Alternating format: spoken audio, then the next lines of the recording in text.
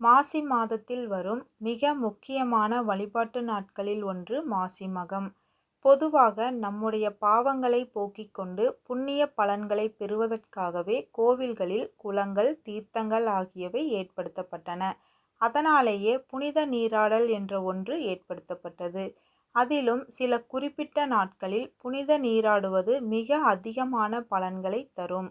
அப்படி ஒரு அதிகமான புண்ணிய பலன்களை தரக்கூடிய நாள்தான் மாசி மகம். இந்த நாளில் புனித நீராடினால் புண்ணிய நதிகளில் நீராடிய பலன்களையும், பாவங்களிலிருந்து விடுபட்டு புண்ணிய பலன்களை பெறுவதற்கான பலன்களையும் பெற முடியும். உலகிலுள்ள அனைவரும் அவர்களின் பாவங்களை போக்கிக் கொள்ள நீராடுகிறார்கள். ஆனால் தங்களின் பாவங்களை எப்படி போக்கிக் கொள்வது என பஞ்ச நதிகளான கங்கை, யமுனை, கோதாவரி, நர்மதை, காவேரி ஆகிய நதிகள் தங்களுக்குள் பேசிக்கொண்டு அதற்கு தீர்வு பெற சிவபெருமானிடம் சென்றன. அந்த நதிகளின் கோரிக்கையை ஏற்ற சிவபெருமான் புண்ணிய நதிகளின் பாவங்களை போக்கி அவற்றின் புனித தன்மையை புதுப்பித்துக் கொள்வதற்காக கும்பகோணம் மகா மகம் குளத்தில் சென்று நீராடும்படி கூறினார். அப்படி அவர் புனித நீராட சொன்ன நாள்தான் மாசி மகம். கும்பகோணம் மகா மகம் குளத்தில் எத்தனையோ தீர்த்தங்கள் உள்ளன.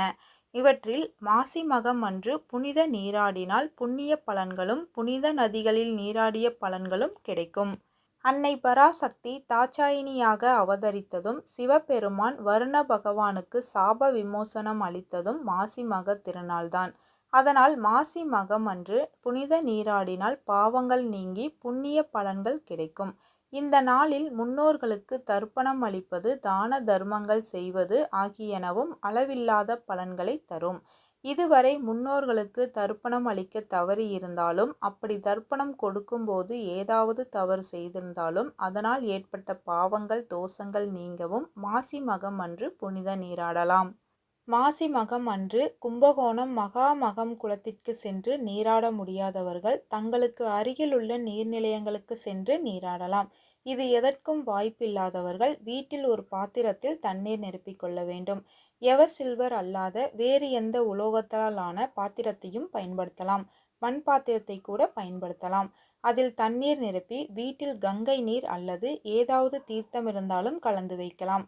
அதோடு சிறிதளவு மஞ்சள் தூள், திரவிய பொடி இருந்தால் அதையும் சிறிது சேர்த்து வீட்டின் பூஜை அறையில் வைத்து கங்கை உள்ளிட்ட புனித நதிகளின் பெயர்களை சொல்லி, அங்கு வந்து எங்களால் நீராட முடியாது, ஆனால் இந்த தண்ணீரில் நீங்கள் எழுந்தருளி எங்களுக்கு ஆசி வழங்கி எங்களின் பாவங்களை போக்கி அருள வேண்டும் என வேண்டிக் கொண்டு குளிக்கும் தண்ணீரில் அந்த தீர்த்தத்தை சிறிது கலந்து குளிக்கலாம். அந்த தீர்த்தத்தை வீடு முழுவதும் தெளித்து விடலாம். மாசி மகம் அனைத்து தெய்வங்களையும் வழிபட ஏற்ற நாளாகும். குழந்தை இல்லாத தம்பதிகள் முருகப்பெருமானை வேண்டிக் கொண்டு நாள் முழுவதும் உபவாசமாக இருந்து விரதம் இருக்கலாம்.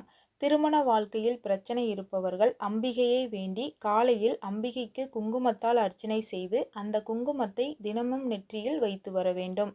பெருமாளுக்கு அன்றைய தினம் மாலையில் சத்தியநாராயண பூஜை செய்து வழிபடலாம். சிவபெருமானை மனதார நினைத்து வழிபடலாம்.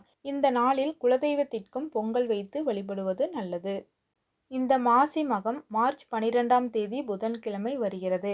வழக்கமாக மாசி மாதத்தில் மகம் நட்சத்திரமும் பௌர்ணமியும் இணைந்து வரும் நாளேயே மாசி மகமாக கொண்டாடப்படுவது வழக்கம். ஆனால் இந்த ஆண்டு மார்ச் 13ஆம் தேதிதான் பௌர்ணமி வருகிறது. மார்ச் 12ஆம் தேதி அதிகாலை 3:53 மணி துவங்கி மார்ச் 13ஆம் தேதி காலை 5:09 வரை மகம் நட்சத்திரம் உள்ளது. அதே சமயம் மார்ச் 13ஆம் தேதி காலை 11:40 மணிக்கு துவங்கி மார்ச் 14ஆம் தேதி பகல் 12:57 வரையிலும் பௌர்ணமி திதி உள்ளது. அதனால் சத்தியநாராயண பூஜை செய்பவர்கள் மார்ச் 13ஆம் தேதி மாலையில் செய்வது சிறப்பு. மாசி மகம் அன்று நீர்நிலையங்களுக்கு சென்று விளக்கேற்றி வழிபடுவது சிறப்பானதாகும்.